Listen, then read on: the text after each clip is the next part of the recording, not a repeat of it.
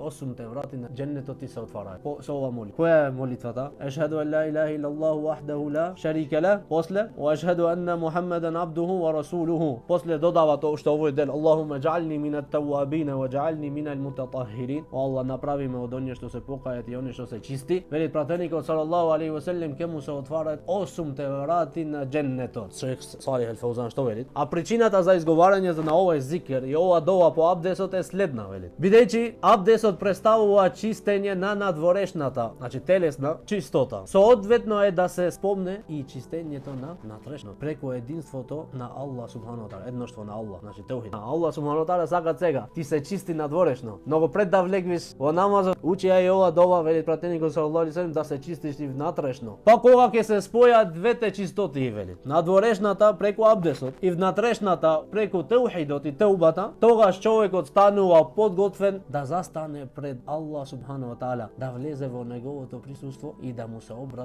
обрати со молитва. Видете, браќа, колку е вредноста на абдесот. Пред да се почнува со намазот, Аллах субхану ва таала не чисти од гревовите мали, а уште не сме почнати со намазот. Па како е вредноста на намазот? Милоста на Аллах е голема према верниците, субханаллах. Но меѓутоа муслиманите се немар, муслиманите се немарни и не се интересираат за нивната вера.